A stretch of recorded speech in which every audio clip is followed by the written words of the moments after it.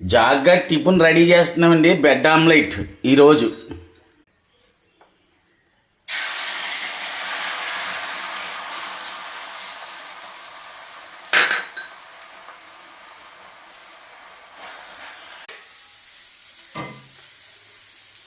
ఇదిగో bed omelette తింటున్నాడండి జాగ్గాడు.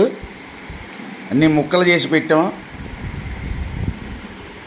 Bed omelette అయిపోయిందా? అప్పుడే అయిపోయిందిరా. రే జాక్, అప్పుడే అయిపోయిందా?